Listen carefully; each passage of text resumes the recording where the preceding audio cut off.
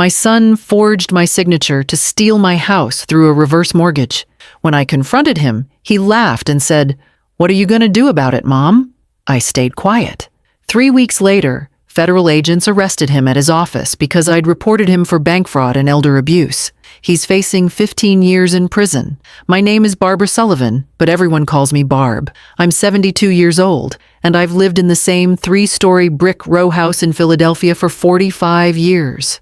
My husband Tom and I bought this place back in 1980 when the neighborhood was still rough around the edges, and we could actually afford it on our salaries. Tom worked construction. I was a postal worker for 32 years. We raised our 2 kids here, Kevin and Jenna, and we finally paid off the mortgage 3 years before Tom died. That was 8 years ago. Heart disease took him way too early at 66. The house felt enormous and empty after he passed, but I refused to leave. Every corner holds a memory. The kitchen where we had family dinners, the living room where the kids opened Christmas presents, the back porch where Tom and I drank coffee every Sunday morning. This house is worth about $380,000 now, which shocks me because we paid $52,000 for it. But it's mine, completely paid off, and I plan to live here until the day I die. I have 2 children. My daughter Jenna is 40 years old, married to a good man named Richard, and they have 3 kids. She teaches middle school English in North Carolina. We talk on the phone twice a week, and she visits when she can, but it's a long drive. Then there's my son Kevin. He's 44, works as an investment advisor at some financial firm downtown, and from the outside, he looks successful. Expensive suits, nice car, fancy apartment. But I've known for years that something was off with Kevin's life. He's been divorced twice. Both marriages fell apart because of money problems. Though Kevin always blamed his ex-wives, he's constantly borrowing money from people and never paying it back. Over the past 10 years, I've lent him money at least a dozen times. Small amounts at first, a few hundred here and there, then bigger amounts.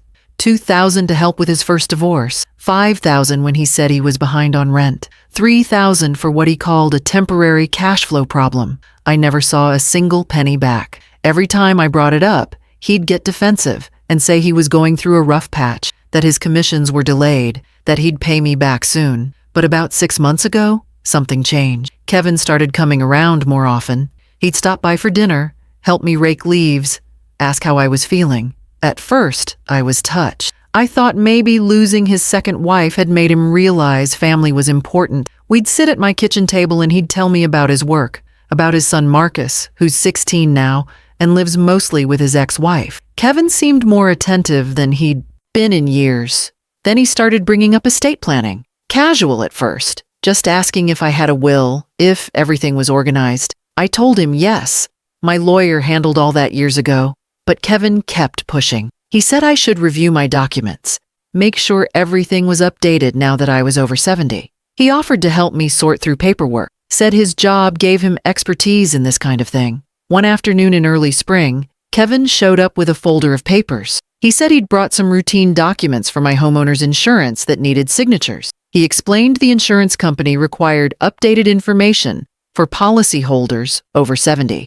It seemed reasonable. Kevin spread maybe 5 or 6 pages across my kitchen table, pointing to lines he'd marked with little yellow sticky arrows. He said, "Just sign here, here, and here, Mom. Standard stuff."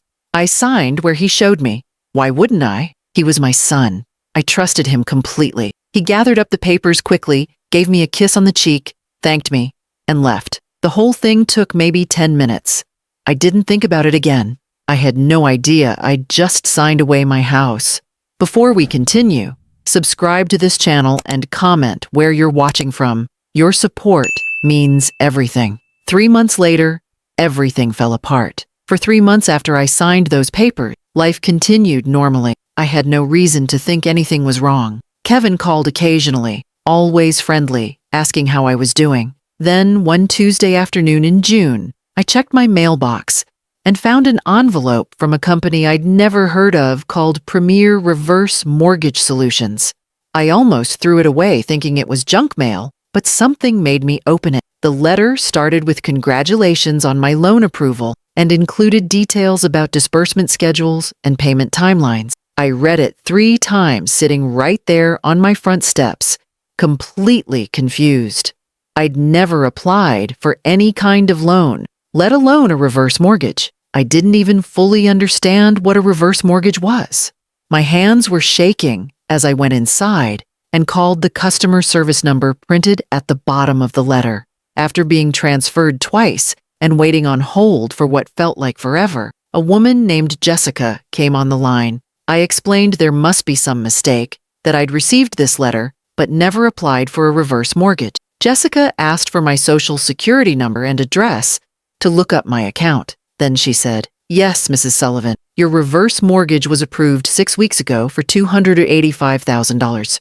The first disbursement of $95,000 was sent out 4 weeks ago." I felt like someone had punched me in the stomach. I told her that was impossible, that I never applied for this, that someone must have stolen my identity. Jessica put me on hold again. When she came back, her voice was more careful, more formal. She said the application included my signature on multiple documents, copies of my driver's license and social security card, proof of home ownership, and all the required paperwork. Everything had been verified and approved through their normal process. I asked her who the money was sent to. She said due to privacy regulations, she couldn't disclose that information, but the disbursement went to the bank account listed on the application. My voice got louder and I said, "I need to know who got my money because I didn't apply for this loan." Jessica apologized but said I'd need to file a formal dispute and possibly get law enforcement involved if I believed fraud had occurred. She gave me a case number and an email address for their fraud department. I hung up and just sat there on my couch, my mind racing through possibilities. Who had access to my personal documents? Who would do something like this? Then it hit me like ice water. The insurance paperwork. Kevin's papers 3 months ago. I grabbed my phone and called my daughter Jenna in North Carolina. When she answered, I could barely get the words out. I told her about the reverse mortgage, about the $95,000 that someone had taken, about the signatures that were supposedly mine. Jenna went quiet for a long moment. Then she asked, "Mom, when was the last time Kevin had you sign something?" The memory crashed over me and I felt sick. I told Jenna about the insurance documents Kevin brought over, how he'd pointed to signature lines, how quickly he'd gathered everything up and left. Jenna's voice got tight and angry in a way I'd rarely heard. She said, "Mom, Kevin's been asking me for money too, large amounts.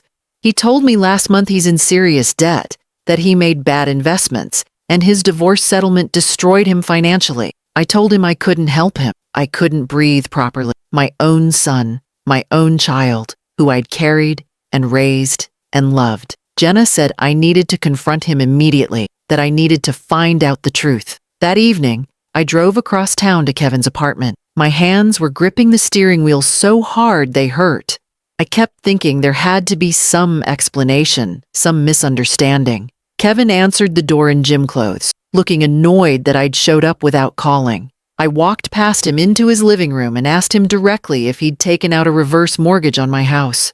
He didn't even pretend to be confused. He didn't deny it. He just crossed his arms and said, "You were going to leave me the house eventually anyway, Mom. I needed the money now." I stood there in Kevin's living room, staring at my son like he was a complete stranger, my voice shaking. I told him he'd forged my signature, that what he did was illegal, that he needed to fix this immediately and return the money. Kevin's expression didn't change. He actually stepped closer to me, and his voice went cold in a way I'd never heard before.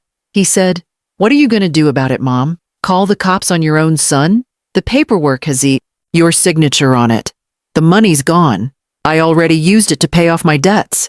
You really want to destroy this family over money? Jenna will never forgive you if you get me arrested. Marcus will lose his father. You want that on your conscience?" I felt paralyzed.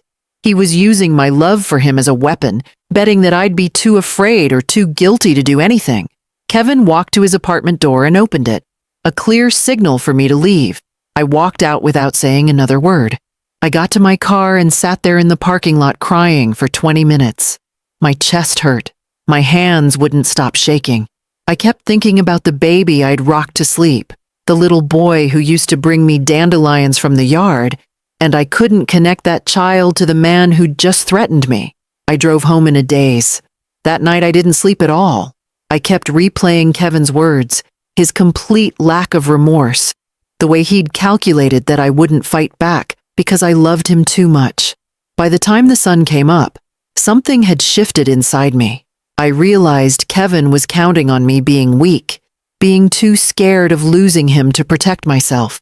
He'd gambled that being his mother meant I'd let him destroy me, and I decided right then that he was wrong. The first thing I did was call Jenna. I told her everything Kevin had said, every word, every threat. Jenna was so angry she was crying. She said, "Mom, you have to report this. What he did is fraud. He forged your signature on federal documents. That's a serious crime. He's betting you won't do anything, and that's exactly why you need to." I admitted I was terrified, that Kevin was still my son, no matter what he'd done. Jenna's voice softened, but stayed firm. She said something I'll never forget. She said, "He stopped being the son you raised the moment he decided to steal your house. Real sons don't do this to their mothers." Next, I went to my neighbor Donna's house. Donna has been my best friend for 20 years. She's 70 and tough as nails. I broke down at her kitchen table and told her everything.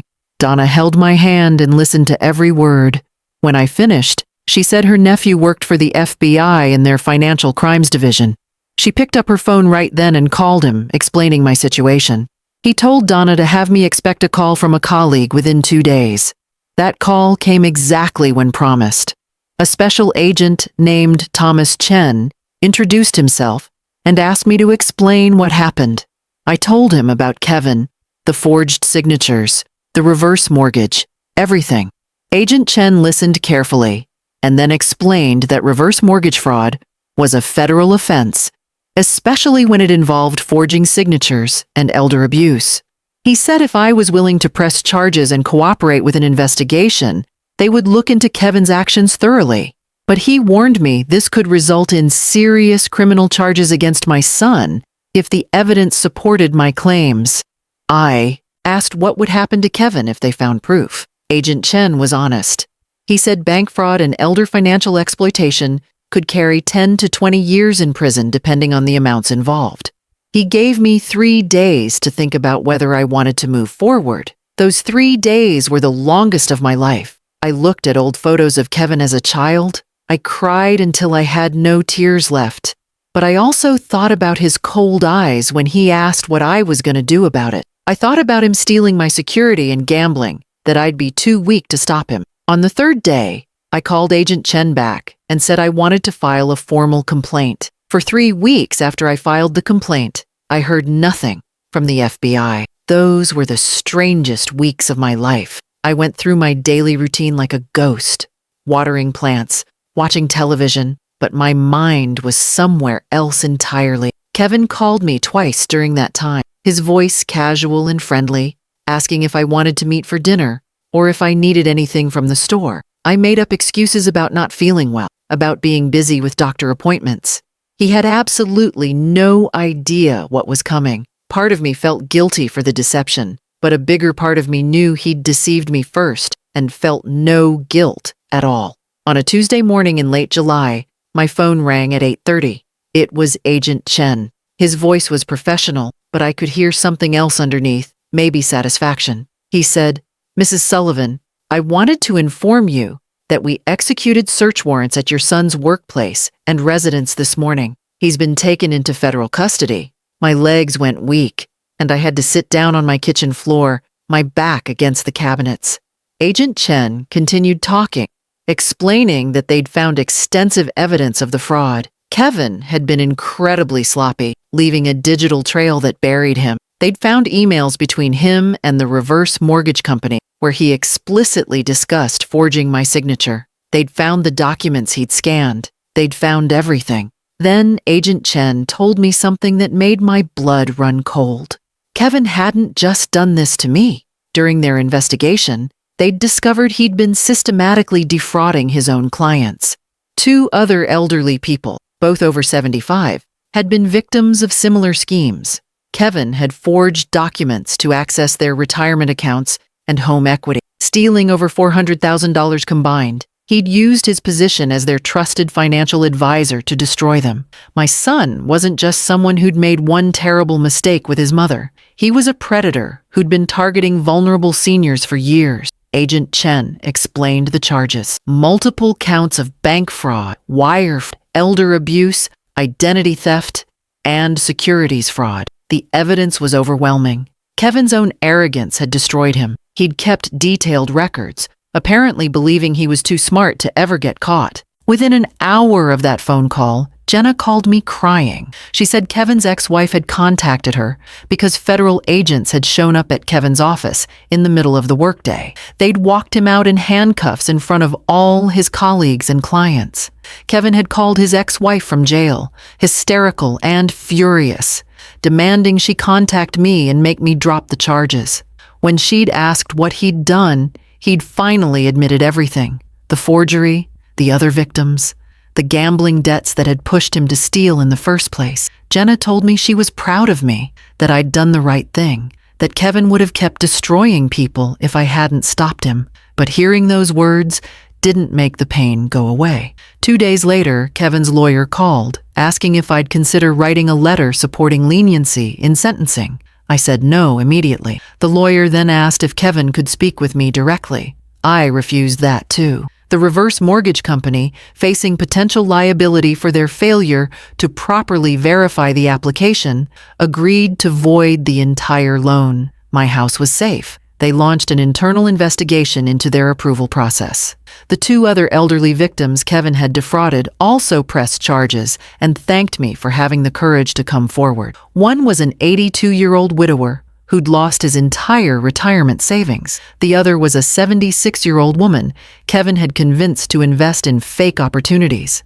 Kevin eventually pleaded guilty to avoid a trial. His lawyer knew the evidence was too strong to fight. On the day of his sentencing, I sat in the courtroom and watched my son stand before a judge. He cried. He apologized to the court, to his victims, and he looked directly at me and said he was sorry. But his words felt empty, rehearsed, like everything else he'd ever told me. The judge sentenced him to 12 years in federal prison.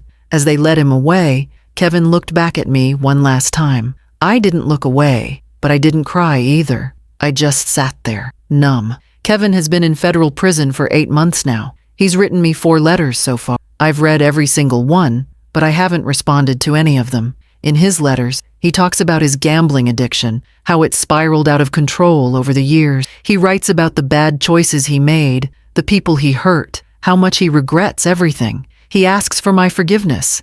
He says prison has changed him, that he's getting therapy and attending addiction support groups. He promises he's becoming a better person. Maybe that's true. Maybe prison really is changing him, but I don't know if I'll ever be ready to find out. The trust between a mother and son is supposed to be sacred, and he shattered it completely. Some things once broken can never be put back together the same way. Jenna visits me every few months, making the long drive from North Carolina with her husband and kids. We never talk about Kevin unless I bring him up first, which isn't often. Jenna has made peace with having a brother in prison. She told me during her last visit, "Mom, he made his choices and you made yours. Your choice protected people who couldn't protect themselves. That matters more than keeping family secrets." Her words help on the hard days when the guilt tries to creep back in. The biggest surprise came 6 months after Kevin's sentencing. Marcus, Kevin's 16-year-old son, sent me a text message asking if we could meet for lunch. I was nervous driving to the diner, terrified that he hated me for putting his father in prison. But when Marcus sat down across from me, the first thing he said was, "Grandma, I'm not mad at you. I need you to know that." He explained that his dad had been lying to and stealing from his mom for years too. He said he was actually relieved someone finally stopped him before he hurt more people. We talked for 2 hours that day. Marcus is a good kid, smart and kind. Nothing like what his father became. We meet for lunch once a month now. He's helped heal something in me I didn't even know was broken. The 2 elderly victims Kevin defrauded also reached out to me. The 82-year-old widower, a man named George, called to thank me. He said he'd been too ashamed to report what Kevin had done, believing people would think he was stupid for trusting someone. When the FBI contacted him during their investigation, he finally felt brave enough to tell his story. The 76-year-old woman, Patricia, sent me a handwritten note saying, "My courage gave her courage. Knowing that Kevin's arrest stopped him from hurting anyone else makes the pain slightly more bearable. I still live in my row house, the same place I've called home for 45 years. I had all the locks changed even though Kevin obviously can't come here for many years. I needed that symbolic fresh start. I've joined a support group for families affected by financial elder abuse. Once a month, we meet at a community center and share our stories. People there tell me I'm brave, that I did an incredibly difficult thing. I don't feel brave most days. I just feel like a mother who had to make an impossible choice between protecting herself and protecting her son. I chose myself, and I'm still learning to live with that decision." Donna still comes over every morning for coffee. We sit on my front steps when the weather is nice, watching the neighborhood wake up. She never makes me feel guilty about what happened. She just listens when I need to talk and changes the subject when I don't. That's what real friendship looks like. People ask me if I regret reporting Kevin. The truth is complicated. I regret that my son became someone capable of stealing from his own mother. I regret that greed and addiction destroyed the person he could have been. I regret that Marcus is growing up with his father in prison. But do I regret protecting myself and stopping him from destroying more lives? No, I don't regret that for a second. If you're watching this and someone in your family has financially abused you or pressured you into signing documents you didn't understand, please know you're not alone. Subscribe to this channel and leave a comment below. I'd love to hear from you. I've learned that love doesn't mean letting people destroy you. It doesn't mean staying silent when someone commits crimes because they're family. Real love sometimes means holding people accountable, even when it breaks your heart. Kevin tried to steal my home, my security, and my future. He gambled that I'd be too afraid or too guilty to fight back. He lost that bet, and on my hardest days, that knowledge is what keeps me going. This house is still mine, my life is still mine, and I'm finally at peace.